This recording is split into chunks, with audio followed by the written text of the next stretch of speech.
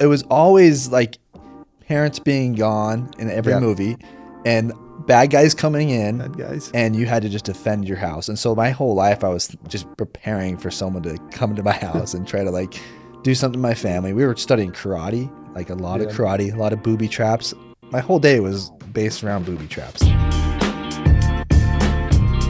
What's your strategy with close talkers? I have this guy that's in my neighborhood, and he was talking to me yesterday. I'm telling you, he was close, like on Seinfeld. Like, similar to Seinfeld, but like this guy's 6 inches away from me. So my strategy was like, okay, I gotta step back.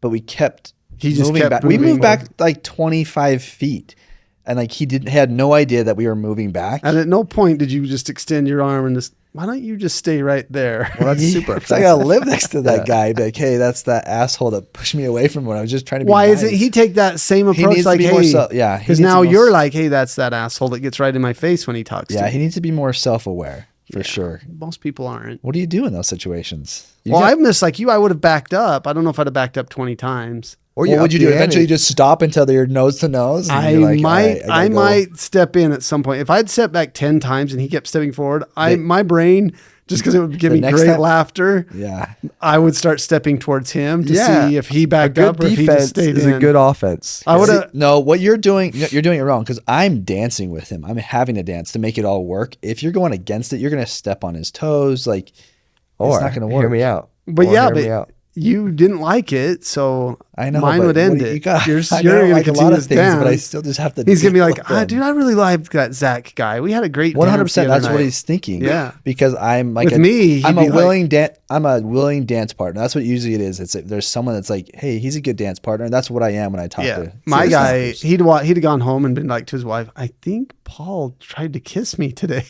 That's you would have stepped forward. Oh, because after 10 times stepping back, he's still coming at me. For sure, I'm gonna like, dude, I'm gonna make this awkward for him. Then I could feel the heat of his. Oh, we would have been. Like, just please stop talking. This is why everyone needs a hypercritical wife, and I know you probably see those wives that are constantly bringing you down, and it would help if they'd compliment you every once in a while. Not mine. No, not yours. Yeah. Not any of ours, right? But you need that because otherwise you make these mistakes out there.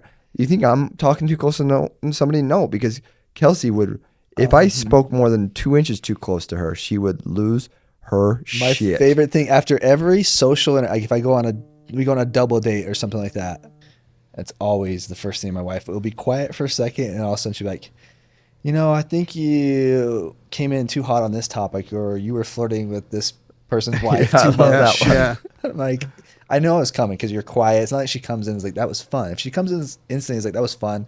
I know I did well. But if it's quiet, I know here comes the criticism of what I did wrong at the party. Yeah, I have to be funny at a party, but I can't be funny at her expense. So it's like, it's very tough because she's such an easy target. Such an easy target. I talked to an attorney, dude.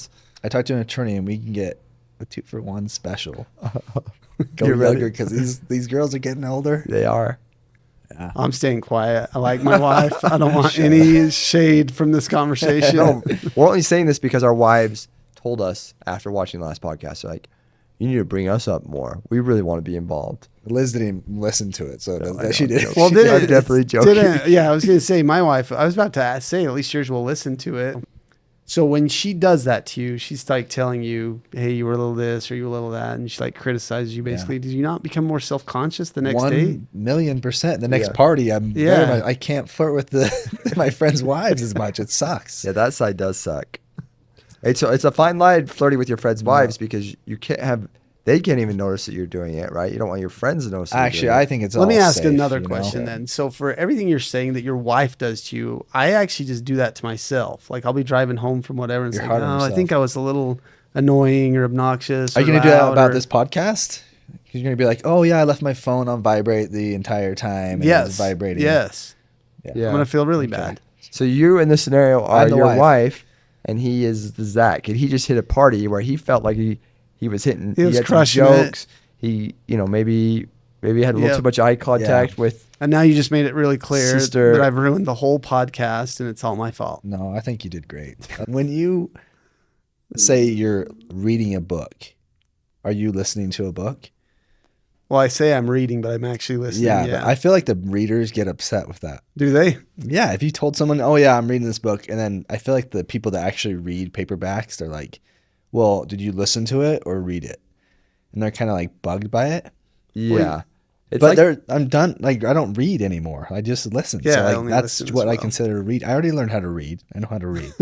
Well, our eyes do enough, right? Our eyes carry a heavy load, and ears are just freaking sitting there doing nothing most of the time, right? Nothing. You know?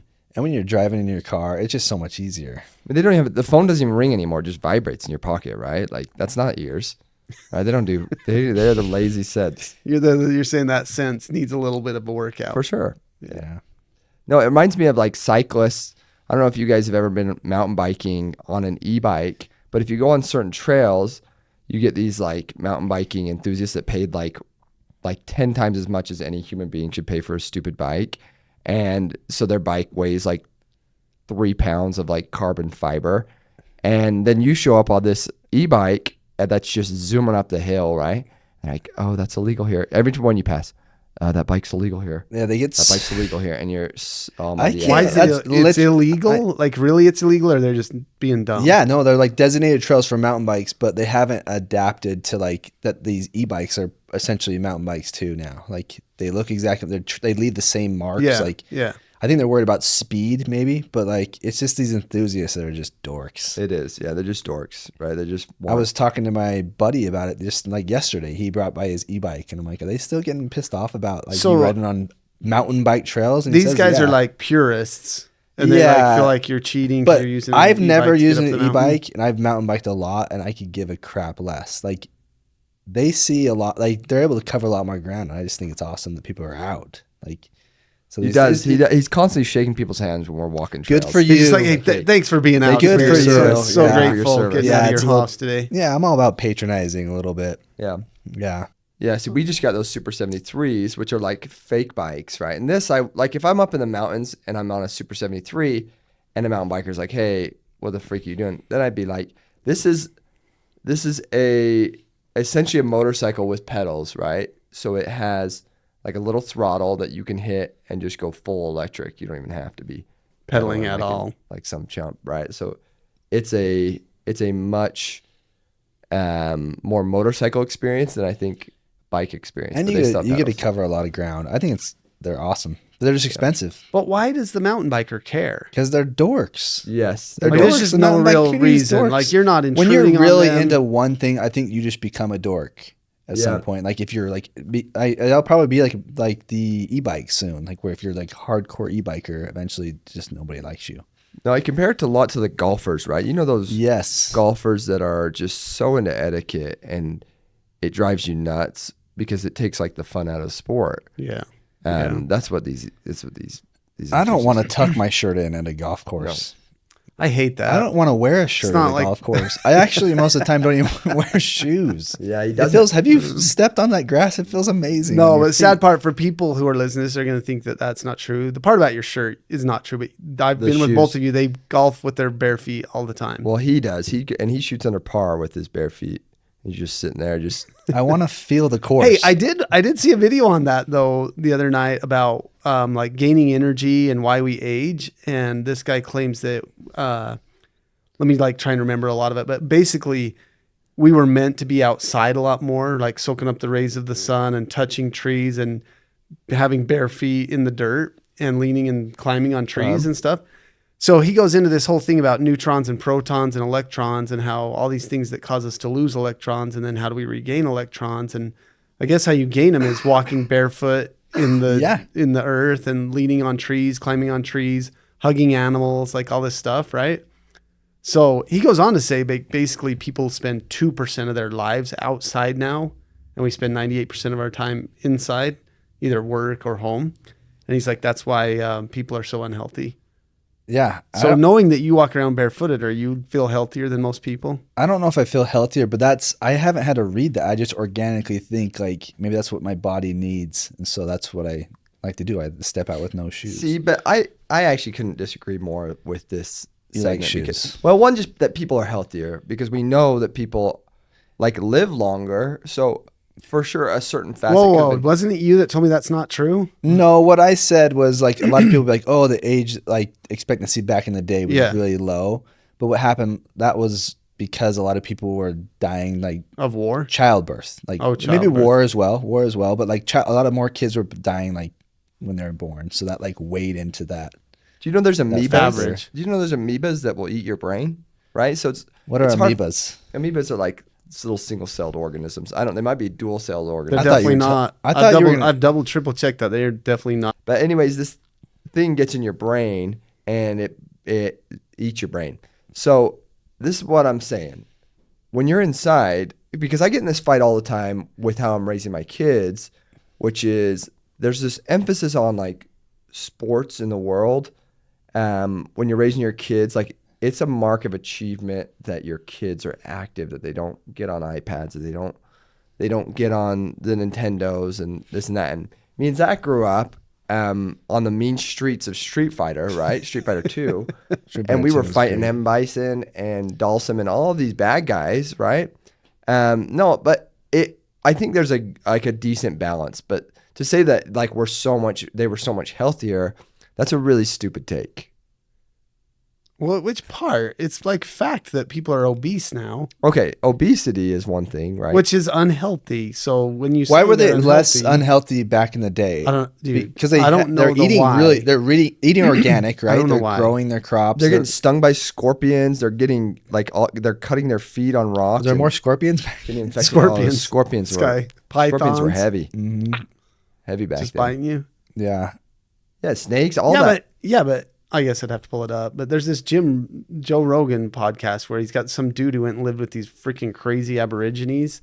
Mm-hmm. Have you guys seen that one? And the bees are stinging them and it doesn't affect them at all. We don't reference Joe And Rogan so you're podcast. over there worried about scorpions. I'm just telling you back that they were probably immune to scorpions. Didn't even affect them. Will you just, before you move on, tell him his kids are unhealthy for being on iPads so we can watch him get triggered? I like that. We'll cut it.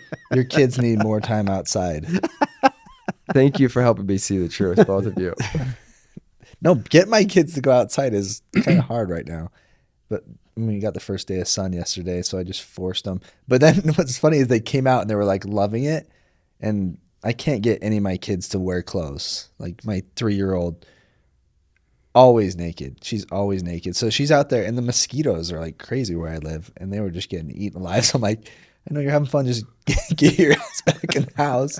Now they're covered in mosquito bites, so maybe they just need to stay on. Dude, let me tell you a quick story about the mosquitoes. We went down to the Cayman Islands, and my son and Blake's son went out swimming. They were like probably 12 or something at the time, and so they're just swimming all night. But same thing, the mosquitoes were biting the rest of us like crazy. So they come back, and their backs are just covered in mosquito bites. I mean, just covered in them. Anyway, we get back. Blake's son ends up with chukagunga, which is some weird, crazy disease that you get from mosquitoes. He gets really sick, takes a bunch of doctor's visits to figure out what he had. Chukagunga? Something like that. Terrible. Like that sounds like a bad STD. Yeah. like a very foreign STD. Hey, I got the chukagunga. It's like basically you just made that word. No, I did not. If I understand it right, it's kind of sort of a form of like arthritis, basically. But it's like he's like a 12-year-old and he had like all this pain in his bones and stuff. Do you remember the Zika and that you're so worried about these little heads? I had nightmares about this. Yeah, the Zika virus. Well, we couldn't go to Mexico. You're worried about the heads. I remember Ebola. It was brilliant. I remember the swine flu. I remember acid rain. Dude, I remember all the stories. Rain? I don't know if I remember acid rain. Oh, yeah. Dude, you guys are too young. When I was young, there was not this thing called... Well, first they called it global warming, right? But before global warming, there was a hole in the ozone caused by aerosol spray cans, and it was causing acid rain. Like, it was this whole thing. That's freaky. No, it's not freaky. It's that the government has been trying to push this dumbass campaign for so long. I know, but for so long. And that's what makes me the saddest is how at least half the population can't, like, scratch their head and catch on. Like, okay, first it was acid rain. Then it was global warming. Well, then we had to change it to climate change, right? Because global warming didn't fit the narrative. Like you guys are getting me triggered a little bit right now. But I like it though. Yeah, we need to trigger you. Yeah, hey, you like when you get me triggered. Every week we try to talk about something that's pissed you off. Is there something that's just freaking irking you, a Paul peeve this week? Irking me, huh? Dude, there wasn't something that irked me. There was something that made me laugh super, super hard. And so you guys know Ryan Leaf? Yeah, he was the draft pick. Yeah, he was draft picked right after Peyton Manning, and he sucked for the Chargers because the Chargers suck. I actually don't blame Ryan Leaf. That's the hot take. That's the hot take. It was probably Didn't he go to jail? Yeah. That dude, I'm getting to that. Don't ruin the story. Okay. So like a year ago or maybe 2 years ago, this Jet fan was just going off on him about, Zach Wilson sucking. And he was just basically, because he's like an analyst now for one of the channels, right? And Ryan Leaf was like, hey, it's not always the quarterback. Sometimes it's the offensive line. Sometimes it's the, the scheme and the coordinators and like just everything they're trying to do.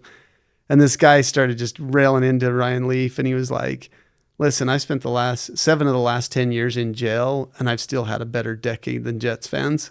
So it's freaking awesome. Solid. But anyway, yesterday, this he posts a picture of him and his 14-year-old daughter, and she's asleep. He's like, I finally got my girl asleep. Now I'm going to go do some draft analysis, right? Or whatever.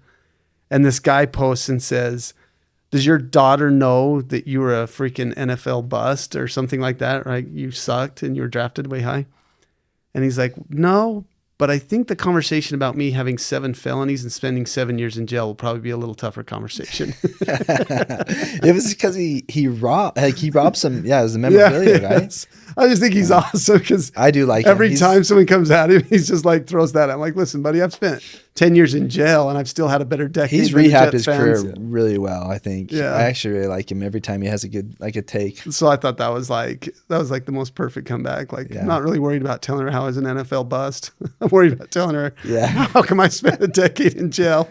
Oh, that's good. Dude, so in Montana, did you hear about this? This guy, he's must own a bunch of land, but he starts to import all these goat parts, and he sends them to this lab, and they create embryos. They start to clone these goats that are like the biggest goats like in the world, because he wants to, eventually send them out so people can go hunt them and charge him money. So he literally gets all these parts, he creates all these embryos, and then he implants these embryos into his sheep. Wow.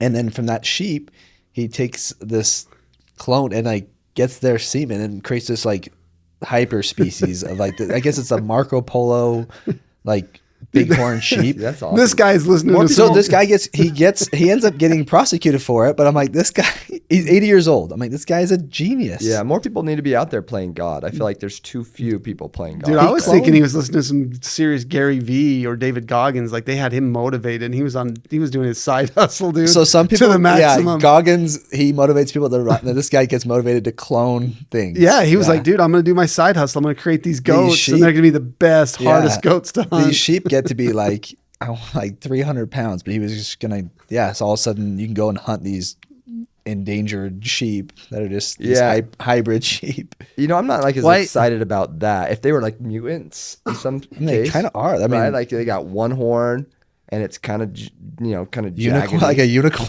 You want to hunt a unicorn? I'd love to hunt a unicorn. Oh, you see, like you watch Harry Potter and you're seeing that silver delicious blood just leak out all over the forest floor, and he's got a good point. To slurp it up, and you're like, man, I need some of that. Yeah. Nice. Where does this guy start with that idea where he's like, I gotta, and he was getting them from like Kazakhstan or some country over there, and he was getting these parts of this giant sheep. Why was he prosecuted? Like, you're just not allowed. It's illegal to do that. To do that, even to animals.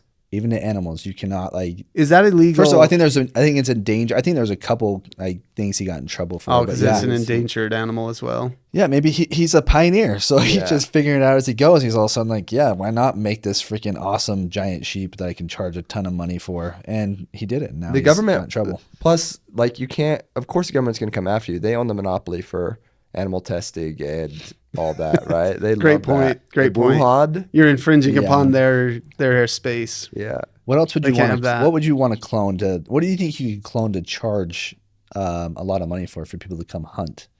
See, I mean, I think a saber-toothed tiger, if you could figure out how to bring those things back. Where would you begin on a saber-toothed tiger? You'd have to find the biggest tiger over like somewhere, take their parts, and then create an embryo, and then implant them like in like a freaking rhinos. Dude, I do think now that you ask that question, I got some time to ponder while you're answering. I think if you did Jurassic Park and you had to hunt those fast, scary ones, you know, those little ones no, not the raptors, the big and slow. Those really fast, littler ones. That was number 2. Yeah. Oh, was that Jurassic 2? Park number 2. Those yeah. little buggers. Because if you're hunting something that can kill you, I feel like that's like a little bit more of a sport. Mm-hmm. Like you might die as well. Yeah. Versus like my brothers and stuff that go hunt deer. If we could mutate deer to where they were more aggressive, so they like would attack the hunters, that might be more fun too. Yeah, we used to watch this movie growing up called Surviving the Game with Ice-T, and that's a great show. They found this. He was homeless. He was a drug addict. They rehab him. They get him this awesome job. He just turns his whole life around. They're like, "Hey, you're doing great. Come to this cabin. Let's go on this hunting trip. Go on this trip. Yeah. You're gonna fit in great." And they have he deserved it. He deserved that time off. He did. He earned that retreat, and then he had a great night with them at the cabin. And he wakes up next morning. They're all if I remember it, they're all like standing above him, and they're like, "We'll give you 1 hour." And they give him an hour to like take off and run, and then he slowly just freaking starts working them all. Yeah, dude, I'd watch that. That's a great movie. Such a good movie. Yeah, who's like an if you're in that situation, who's an unkillable person? Like, I think you throw Bear Grylls in that situation, and all of us are dead. I don't know if Bear Grylls, he could survive. I don't know if he's got the. I don't know if he's got in him to come and but come like kill me. I feel like he'd want to be friends. Like he would be able to like. Maybe like trap you. He would come behind me, talk you into the errors of your ways. He'd come behind me and get me a chokehold and be like, "You sure about this?" And I'd be like, "Oh yeah, I feel bad about this." And then he'd let you loose. Yeah, that movie was the original. That was the original white privilege movie because those guys just flash their white privilege card and all of a sudden they can hunt. You know, they could hunt. That put white people back pretty far. Because I feel like everyone I ran into was like, I know what you're trying to do if you're trying to hire me. I know what's happening right now. I was also reading about this kid. I think he was in Ohio. He got left. He was 12. He gets left in Target for the whole night.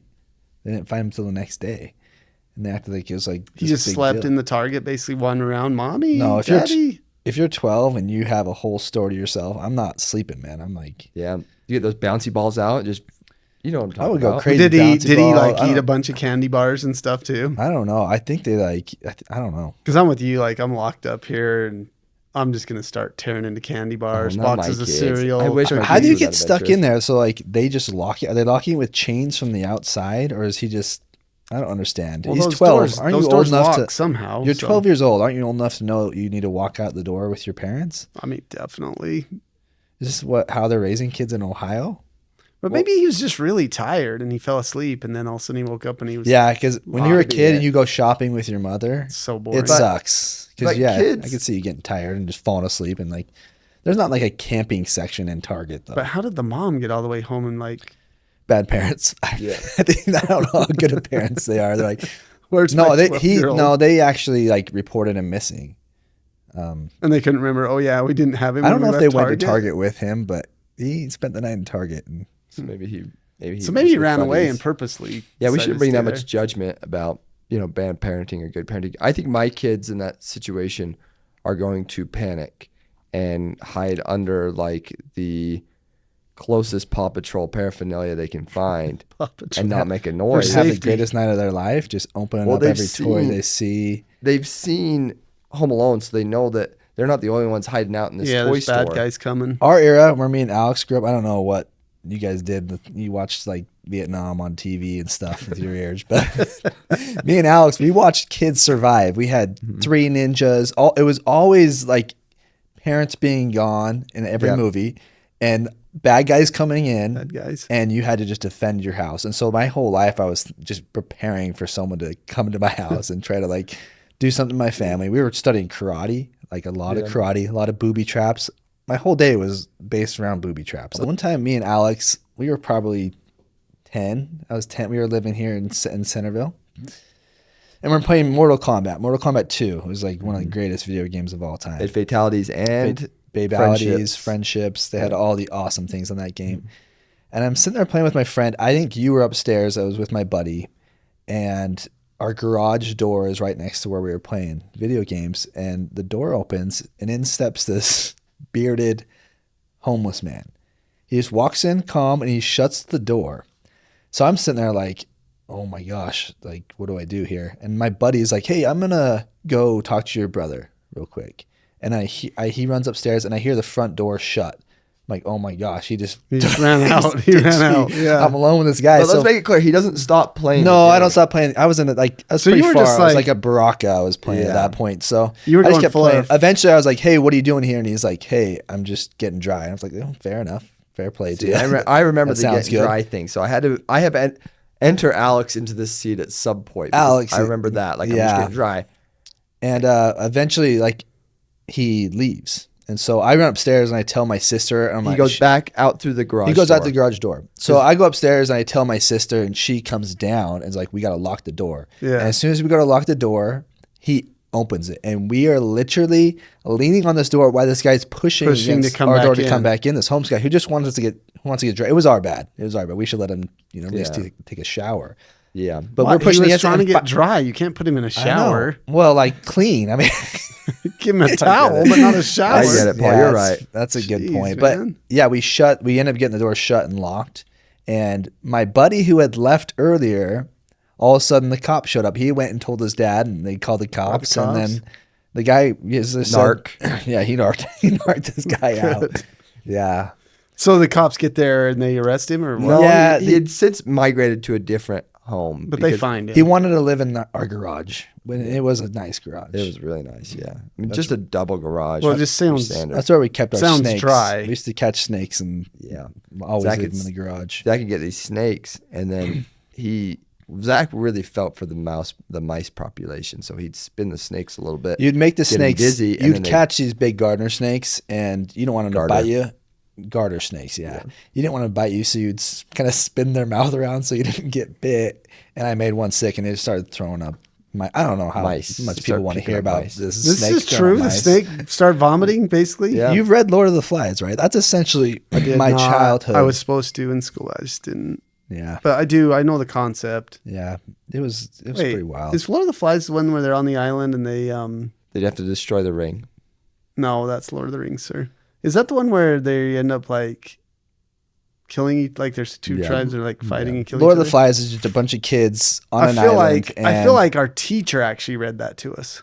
Yeah, it's probably likely. I felt like teachers were constantly wanting kids to kill each other, so they would incepted you these ideas. No, but make you read that Hunger Games. In my day, the teacher literally for English class or whatever, you'd come in and she would just read. Yeah. Like for the whole 45 minutes or whatever a class is. And I guess it's just kind of get you far enough into the book that you're interested to go finish it on your own, I guess. But does that still happen? Or I think so. For us.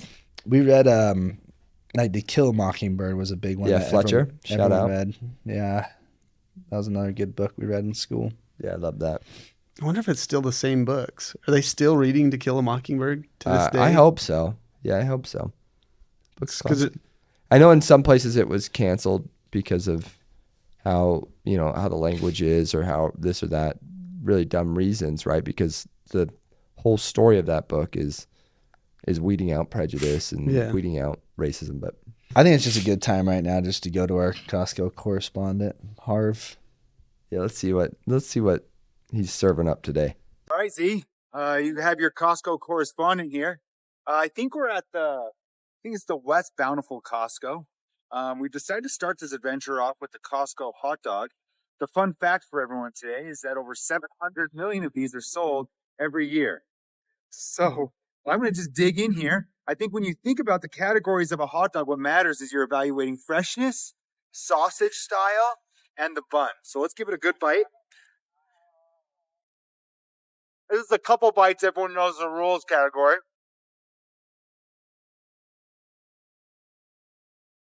I mean, no one's going to accuse Costco of having a fresh dog. But I'll tell you, the quality of the sausage here in combination with the value of the dollars makes a lot of sense. This is not a golden ticket item, but I will tell you that it's a gotta-have item. It's something that you and your family will be able to enjoy and partake in for years to come. I don't think I have to have that hot dog because you know what happens when you eat those hot dogs? Say you're with your office buddies, your coworkers, you go to Costco to get a quick dog. Great price. Great price. Very fair price. Great value. But and you have choices, every time Polish. Somebody talks the rest of the day, you smell the hot dog. Well, there's two things. There's two things going on with that hot dog I got to comment on. One, what you just said, if you eat it, you burp it for 2 days straight. So you can't do it. It's terrible. But you might need to do it right now because I read a headline that the new CEO is thinking of raising the price. So the $1.50 hot dog's not going to be $1.50 for much longer. So if you want one, you probably better get down and get it. I don't want one anymore. Yeah. He eats them like Alex eats Costco hot dogs like crazy. Well, I'm just training, you know. He doesn't tell me he does it. I just know it. I'll be in the office next to him and all of a sudden I'm like, listen, yep, I smell it. I haven't had a Costco hot dog. From a value standpoint, it's the most amazing thing in the world. But from like you taste it and it sounds like you smell it even. It's at least 2 days. It's pretty good. Yeah. Yeah. No, Thank you, Harv. Yeah. That was a good review. Thank you. Harv, that was great. That was a great review. We got to work on your ratings though. Like, I don't know if a hot that's dog. That's the best part about it. He just gives. I know, but a gotta have for a hot dog. Yeah, it's a gotta have item. He said. So listen, until you're willing to feel like that step out of your comfort zone, you got to get in the trenches. Yeah, you can't like. You're on Uber Eats. You're staying at home and just waiting to someone ring the doorbell and drop you off all this. Leave it at the front door, please. Thank you. He's out there freaking working hard. I mean, spending. I'm just saying, when I'm at Ruth's Chris. Yeah. That hot dog, I don't know. Yeah, you can't be thinking seems about like more like something you only eat if you're starving. We're trying to connect with the common man here. Okay, you can't be talking Ruth's to Chris. What is what? If your steakhouse is didn't I have something against McDonald's last time too? Don't act like you're all big shot. You're a little dairy farmer, right? I know. But there is something happening right now in the courts that I think we should all be aware of. It's really it's kind of a hushed up story in a lot of parts. So a lot of you remember COVID was a whole doozy, right? And during COVID, there was a huge effort by the government to censor speech on social media platforms. And when Elon bought Twitter, he released all this internal communication between the government and Twitter employees because he now owned all of it. And it was reported on and became this huge deal called the Twitter files. And what it eventually ended up leading to was a federal judge in Missouri declared that the federal government, the Biden administration, couldn't contact any of these social media companies and tell them to censor information. So this federal judge does this. It eventually gets pushed all the way up to the Supreme Court, and they're now hearing oral arguments towards And the Supreme Court took the case. The Supreme Court took the case. They're now hearing oral arguments towards this. Well, yesterday, the newly appointed judge, Ketanji Brown, hears the argument as to why why this was a violation of the First Amendment, and she makes this comment, which I thought was super interesting. She says, I'm really having a tough time going along with your argument because the First Amendment in this case is really going to hamstring the ability of the government to do its job. And so people on social media are going nuts. They're like, of course. What does this lady think the government's job is? That's exactly what the Bill of Rights is. It's just a bunch of hamstringers, right? All it is defining things that the government better not freaking mess with, right? And so it's a super interesting. And if they do, it's time to go down with the government. Right. And you see all these Republican commentators on, jumping all over this, right? Of course, this liberal judge is doing this. But it's important to remember the Twitter files exposed that the first violator of this, trying to get social media companies to take down certain posts or to demote certain posts, the first violator was who? Trump, right? So, and when you argue this sometimes with Republicans, they like to point out that, it was an emergency. And I actually, well, I mean, if they're going that route, I thought you were going another route. I was about to get angry. He was about to trigger me. No, I wasn't planning on triggering you because I think we agree 100% on this side of it, right? Of keeping a moral compass as to what you believe in and not just supporting the First Amendment. Yeah, it's not a matter whether Trump did it or Biden did it. It just shouldn't happen. Exactly. It doesn't matter. Yeah. Did you see Trump's bloodbath comment? No, what did he say? So he's talking about, which this is like a whole side thing we'll get into, but he's talking about the automotive industry, which is near and dear to our heart.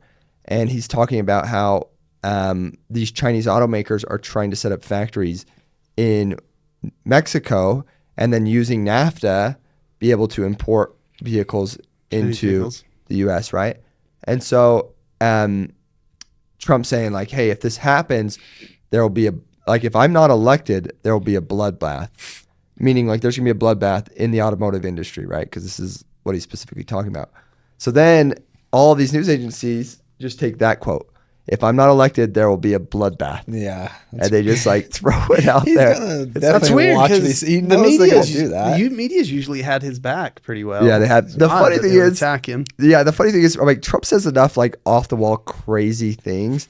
I feel like it wouldn't take that long to just listen to. Yeah, you don't have to manipulate. You don't have to manipulate. But don't take it out of context. He's a club champion now. He won his club championship. This is like golf. Kim Jong-un. He did? Yeah, it felt a lot like Kim Jong-un. I was like, did he really win? He had like 8 guys around him. Every single putt, they're just cheering him on. Like, apparently he won. I know. Allegedly, he's a pretty good golfer. I don't know if he's good enough to win. He's got to be a great golfer. He plays all the time. Yeah, but he's old though. He can drive anytime you can drive your golf cart onto the putting green, just right next to your ball, you're going to be a great golfer. Yeah, I agree. If I had to waste so much time walking, I could just drive everywhere I want to go. I pulled a lot of hamstrings just walking. Hey, but did you see my boy RFK reached out to Tony Robbins to be his vice president? True story? Yeah, well. You like Tony Robbins? I don't know if it's true. The media said it, and I don't know what to believe. But Tony said no, now's not the time. It isn't the time for Tony. That's what he said. Tony's on a good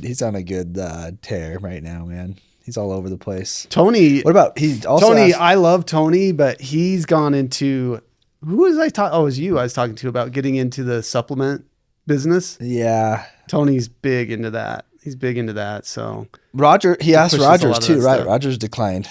RFK asked Rogers. Well, that was like the rumor. Oh, it was rumored. Yeah, there's a lot of rumors. I don't like. It's either play for the Jets or be vice president. Well, he was going to run Jeopardy for a while. He's just exploring his options out there. I'm kind of sick of Rogers. I love watching him play. I like some of his opinions, but he's kind of boring. Every time I've seen him on things, he needs to win a little more. He needs to win more, but also he's cool. He's smart. He's awesome at football, but I do think he's a little dull. Like in some of these interviews. Probably kind of how people think of us right now. He actually reminds me. I was going to say he reminds me a lot of Paul. He's for sure. No, Paul has a lot more person. Rogers, dude, he's way more controlled. Well, how he speaks and more eloquent. Yeah, he's eloquent, but he also thinks he's like he's the greatest thing ever. Everything he says is like gospel. Yeah. Yeah. I think it's a little old. Yeah, I think athletes get that where they've been told their whole lives how great they are, but he is great. He's had to earn he is a great 100%. Athlete. Well, he had one spot in his life he wasn't told he was great on draft day. Yeah, that's true. As he sat in the room all by himself. He still bitches about that. I know. All he does is complain about that. It's like, get over it, dude. You're going to be vice president. You're still whining about the draft. He probably would in his acceptance speech. Dude, no one. He'd be stand up. Don't you wish you would have drafted me now? Yeah. We haven't really discussed any of our family life at all. And currently my life is kind of crazy. I got the 4 kids. My 3-year-old is at the point where she's unreasonable. Like last night, she's literally like, Dad, I want a Slurpee. I'm like, I don't have a Slurpee at our house. I can't just give you a Slurpee. And she throws a fit about getting a Slurpee. Like I can just create a Slurpee for her. And it's, what time is it when she's asking for this? Like 9 p.m. Oh, yeah, it's a little late. No, either way, I can't they can't just expect everything just to have they expect magic. But how cool would it be if at 5 p.m. she's like, Dad, I want a Slurpee. I would give her a Slurpee. And you were like, hop in the car. I do that stuff all the time. See, I'm running I'm running a Joseph and the Amazing Technical Dreamcoat experiment on my kids where Wes, whenever he asks me for something, I just jump right on it. Your 5-year-old. I get it. Yeah, my 6-year-old. And I get it for him right then, but the rest of the kids I will ignore and ignore and ignore, right? And I'm just going to see what happens. They're hoping they dig a hole and throw him in it. Then for sure. Yeah. But look what will end up happening. He'll end up becoming like some advisor to the biggest slaving industry in the world, and he'll save you from a famine. He will. Yeah. What happened to the brothers again? I think they ended up. He brought them. Yeah, he brought them in and forgave them and gave them places in the palace and so. Like concubines and whatever. It'll be really. I think it's really hard to make sure all my kids are successful, But in this story, you're like, okay, I just need to make sure one is successful, and then he'll take care of the rest of them. Yeah. So that's what I'm doing. So it's a long game, playing a long game. Paul, what about you? Well, I just didn't have any strategy as a parent. I just lived my life the way I live it, chaotic, whatever. I like how transparent whatever you impulse are at your house. came into my body. Every fight you have is just like, hey, we're having it here, kids. You just adapt. Dude, I had the craziest thing because my brother and his family was in town. Yeah. And that's just how I am. I'm just going to say it. And so his daughter, who's 19 or 18, and then his son, who's 16, is in the room. And I just start mouthing off about this thing. And he's like, whoa, there's children in the room. And I look at him and I'm like, you don't talk about this stuff with your kids around? And he's like, no. Hey, I mean, on a serious note, you did just lose your mom. Yeah, I did. Tell me a little bit about like how the funeral went. And so the funeral was funerals are weird. Like my wife, she says she will not do a viewing.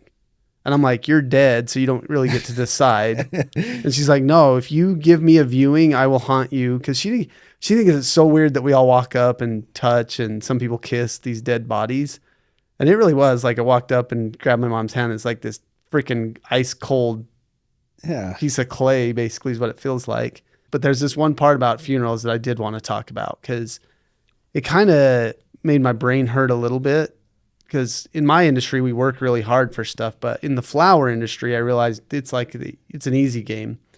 So, Alex, you know why we have flowers at funerals and weddings? No, I don't. Let me take you on a history track real quick. So way back in the day, they had just little tiny churches, not big mass cathedrals, right? And they didn't have deodorant, and they didn't have showers, and they didn't have soap, and they didn't have toothpaste and toothbrushes, right? So guess what everybody smelled like? it's bad. It smelled bad. Very swassy, a lot of BO, really stinky. So if you got packed into a little church that's literally like the size of this room maybe, they would line the pews with flowers so that as I'm sitting next to you, I can just bury my nose into the flower. So I don't have to smell you and you don't have to smell me. You just put your nose into the flowers, right? And so they would just line the church with flowers so that the church didn't stink when they packed everybody in, right? They need these on those frontier flights. So that tradition, yes, that'd be nice on an airplane. And you flowers. So these flowers have continued through the centuries to be at weddings and funerals, right? So I'm at my mom's funeral. And there's just tons of flowers. Like people are just sent all kinds of flowers, which is an awesome, nice gesture. But I start looking at them like, I wonder what happens to these flowers when the funeral's over. Like I'm really curious, right? Sure enough, turns out you just throw them away. People take them home as they go. And so somebody told me that you used to be able to take them back to like the graveyard side and just lay them at the headstone or whatever. But apparently the graveyards don't want to throw away all your vases or vases, whatever you want to call them. So you're not even allowed to do that unless you take them out of the vase. Yeah. And then you can leave the flowers there. But it was just kind of a weird world for me to like think about how this all started, right? And it had a use and it had a purpose and it was a viable use and purpose in society. But now it continues on, but there's really... Yeah. It's funny how your brain works. I could see you at your own mother's funeral, and all of a sudden you have ADD and you trail off like, damn flowers. What is going to happen with all these flowers? Like, oh, Paul, you're up. You got to speak. I really am like this too. Like, there's flowers over there. There's flowers there. There's well, I'm sorry about everywhere. that, dude. That's not a fun weekend for you. But I did explore that even if something doesn't have a viable use in society, you can still make a lot of money on it. Yeah. Paul, you have, I look up to you as a dad. You have a Down syndrome daughter who's adorable. What are the challenges and just awesome things and harder things like raising a Down syndrome daughter? So everything is awesome except for one thing. Like for me, she's like the greatest thing in the world that's ever happened to me. Like she's so funny, so fun. And every day, every minute, right? It's not just like some days she's cool and fun like some kids, right? Some kids, usually they're whiny. Some days you're like, dude, you are really annoying. She's just always awesome, right? Except for what's really, really hard is like, she doesn't have friends, right? But she wants friends really bad. And so she'll like beg to have people come over and stuff. But it's like, they like when you play with her, it's not the same as like when they play with kids their age. And so that's like excruciating, just knowing like she's begging, like, I want my friends to come over. And you're like, yeah. How old is she? She's 12. But like a Down syndrome kid, kind of you can just cut whatever they are age-wise in half. Yeah. Mentally, she's like a 6-year-old, right? Even though she's 12 years old. But mentally, she's more like a 6 or a 7 or an 8-year-old, somewhere in there.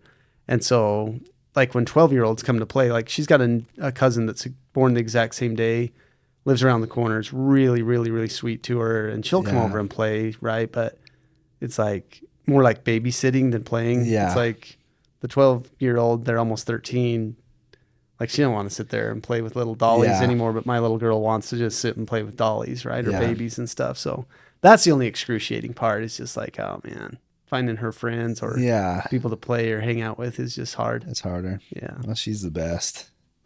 So then I just have to strap my baby daddy hat on and go pretend that I like to play Barbies or something. Yeah, you're like the perfect dad to raise people like that because you're just like easygoing. You're light on your feet. You're like nothing's hard for you. I know, but it can get so tiring when like you're just so bored from playing Barbie and you've got ADD. I do that. Yeah, even now with because my kids are young, so like they'll always be, hey, play this with me, and like I would say like 20 years ago I could really go into like this imagination thing, but it can be tough. I'm only ever playing with Wes, right? Because of the you're on a whole experiment thing going on right now. The other kids, I don't know what they're doing. Yeah.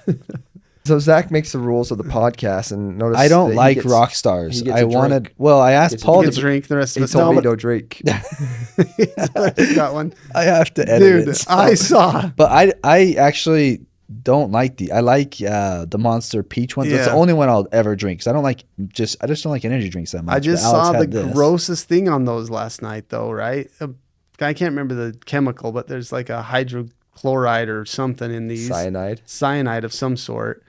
And the guy went off on where they get the cyanide because they ship it back to pharmacies and they compound it down into a powder and then they throw it into perfect. That sounds like nice. Our drinks or our protein drinks or our creatines and all that stuff.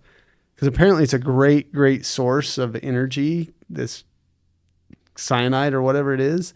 But then the guy said where they get it from. And then I don't know if I can eat energy drinks ever again. So they go to the sewage plants and there's this yellow stuff bubbling on the top from all the sewage. Okay, that can't be true. And they scrape it off the top. And then they take it back and dry it out and turn it into powder and then throw it in your drinks. This is your problem. You got to live your life in ignorance. I know. Trust me. I love being ignorant. Do you love knowing this actually still won't affect me? I'll still do You'll be able to do that every time you drink that, knowing that that's someone's sewage. Because I've heard all types of just crazy stories about stuff I like, even like fries. And so there's apps now you can download where you can actually just plug in what you're eating or drinking, and it will tell you how good it is for you. It gives you like a scale of 1 to 10 based off of like excess chemicals and this and that. And I used to drink a lot of Gatorade Zeros because I'm like thinking this is Gatorade, zero calories, no sugar, and it ranks very poorly on one of the apps. So now I can't drink it because I felt like I was doing it as a healthy option to like a Diet Coke. Are we sponsored by this app by chance? Not yet. Dang it. We can be. I'm not saying their name then. Not until they sponsor us. I feel like this is up your alley though. If you're wanting to dig into every little chemical that makes up the earth. I tried for a while. I literally tried for a while this diet where if you didn't know the name on the, like, cause you read the ingredients, if there's an ingredient that you don't know what it is, you couldn't eat it. Cause like they're full of like guar gum. I don't know what that is. Yeah, I've seen that word. There's like a bunch of them that have this word with X. It starts with an X, like zicaflaid or something. Yeah. And so if it had a word you didn't know what it was, you couldn't eat it. That's a pretty good diet, but it's hard to live with. Dabbling in chemistry. Well, you can't eat candy bars because every candy bar I picked up had weird words that I don't know what they are in it. So that usually means it's healthy. So it didn't last very long. That diet didn't. I think this is a good time to close it out.